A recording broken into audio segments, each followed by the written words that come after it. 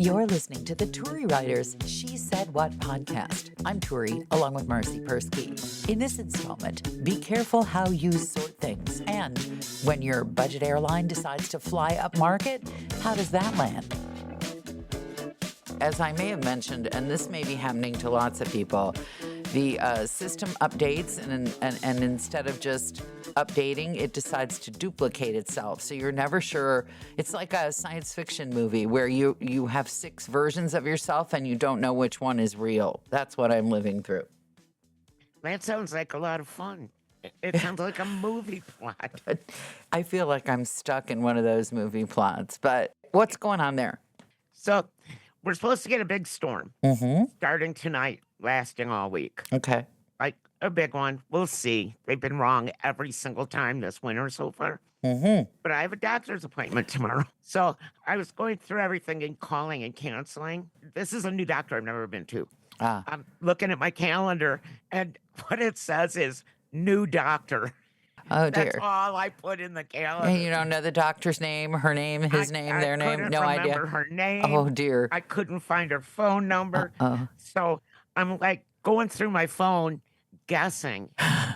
Okay, it could be this name. It could be this name. I'm going through the ABCs. Oh, no. Well, I finally found it. Oh, under what? Under new doctor. Yeah. But yeah, now I know her name, and I called and moved the appointment till next week. But it took like 3 hours, where it could have taken 3 minutes if I'd put her name into the calendar instead of new doctor. Organizational skills definitely decline with age, and heaven help you if you reorganize anything. Oh, and I have these sitting right here. Post-it notes. I live by those. Well, I could have written it down on there, but instead I'm sure I wrote it down on a Kleenex or something.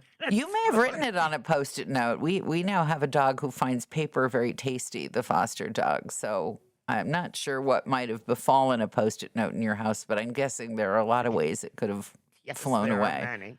Yes. Do you still have the foster dog? Unfortunately, we do. Has he had any meats at all? No one has. It's been freezing cold here, and the dog manager thinks it's that nobody wants to adopt a dog they can't comfortably walk and play with outdoors, and I think that's probably true. So do you think they might be reading some of your negative comments? I haven't been that negative, and they don't know it's me. Just because I put down that I wouldn't adopt this dog if it were the last dog on the planet, that doesn't mean that someone else might not like it. He sounds like he would fit perfectly in here, but... No, he wouldn't fit in there because we had to save a cat in the yard from him. Oh, no. Yeah, the cat ran, and he thought that was really tantalizing, so no. Well, I have a positive report on Jerry Dingus Garcia. The giant puppy, yes. Yes, the giant crazy puppy. He sits, he lays down, and he gets off the couch. When you tell him to. Yes. But he hasn't learned not to get up on the couch. Well, he's allowed up. He is? Because the other dog is. Oh, yeah. I see. Okay. Plus, we don't buy anything new around here. We're smarter than that. You know, this is Animal house, animal house. Yep, gotcha. Well, here the big news is that my complaint letter seems to have elicited a rather giant generic response along with all the other complaint letters. As you may know, I complained about a certain airline.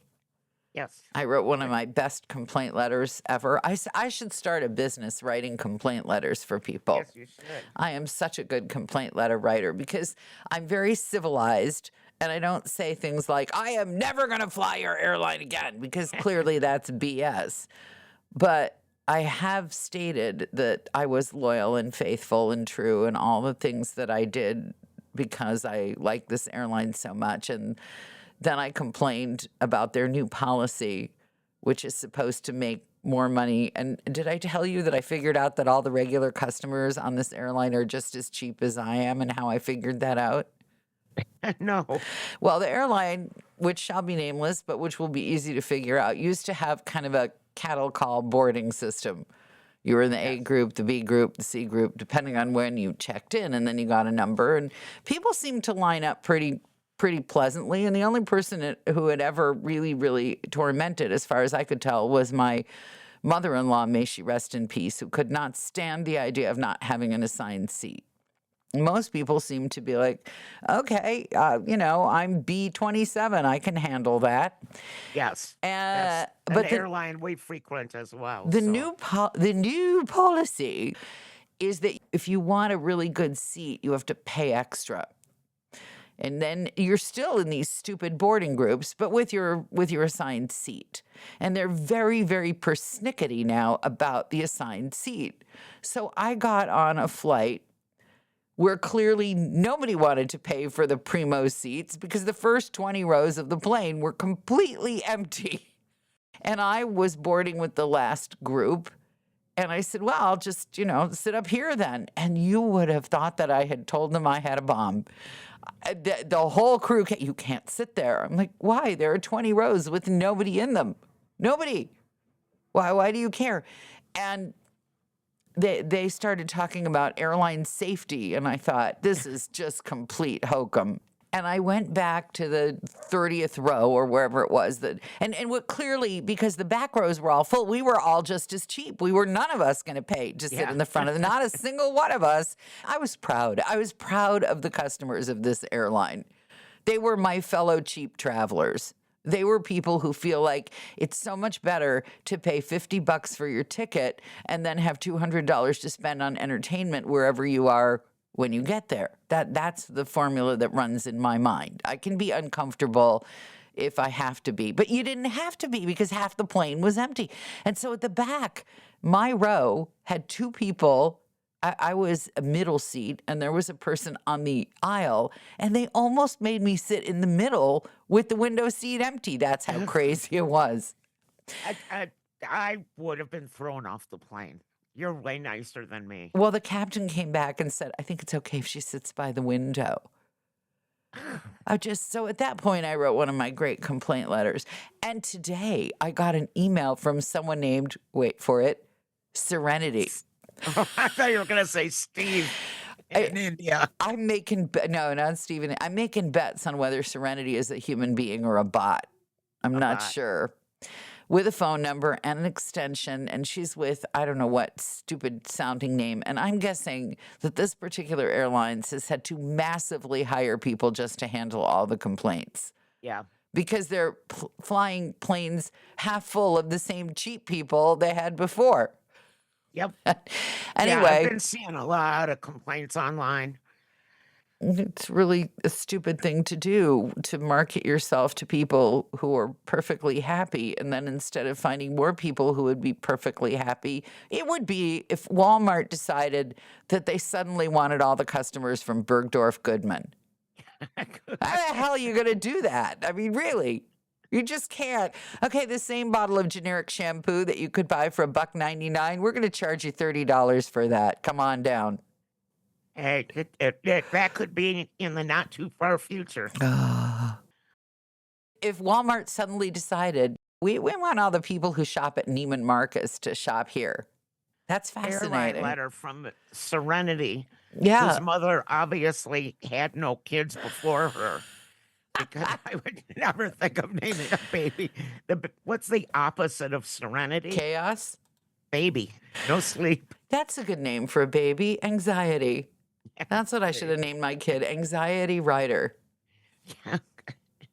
And I've got Panic Persky over here. So. Oh yeah, that would have worked. Yeah.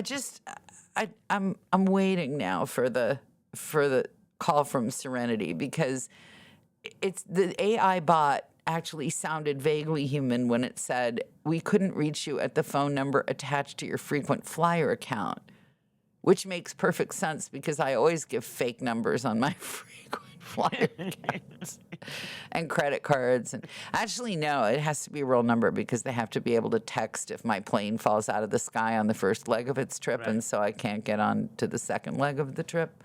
I probably shouldn't say that. No, the airplanes do not fall out of the sky. I just want to add.